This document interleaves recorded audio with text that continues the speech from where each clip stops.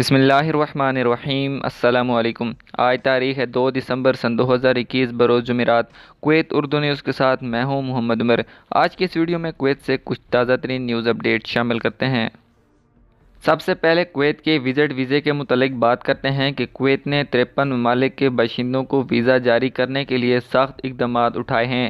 Kuwait کے حکام نے اومیکرون میوٹینٹ کورونا وائرس کی نئی قسم کو روکنے کے لیے اپنی کوششوں میں خاص طور پر پڑوسی ممالک میں پتہ لگنے کے بعد سیاحتی ویزے جاری کرنے کے لیے سخت اقدامات اٹھائے ہیں، خاص طور پر ان ممالک سے جہاں اومیکرون وائرس کا پتہ چلا ہے۔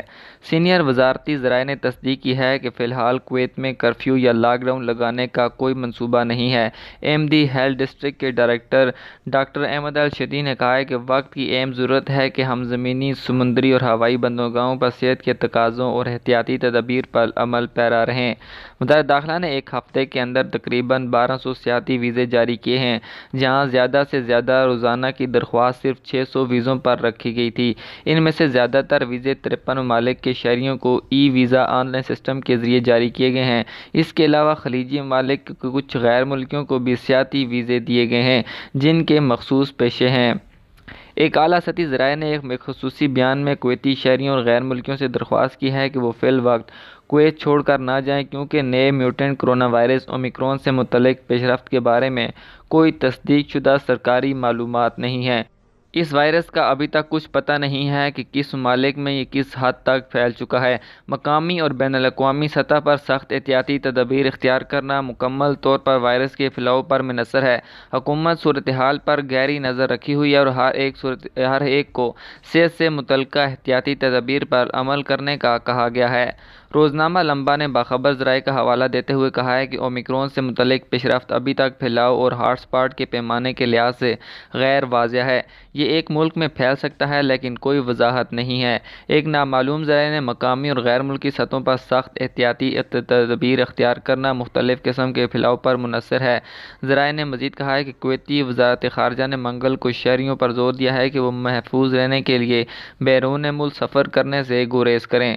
وزارت نے کویتی باشندوں سے مطالبہ کیا ہے جنہیں فی الحال لازمی وجوہات کی بنا پر سفر کرنا پڑ رہا ہے، وہ صحت کے معیارات اور متعدد ممالک کی جانب سے کورونا وائرس اور اس کے پھیلاؤ سے نمٹنے کے لیے نافذ کردہ اقدامات کی سختی سے تعمیل کریں۔ تاہم آپ کو یہ بھی بتاتے چلیں کہ سعودی عرب نے بدھ کو کہا ہے کہ اس نے کورونا وائرس کی نئی قسم ویریئنٹ اومیکرون کے پہلے کیس کا پتہ چلا ہے۔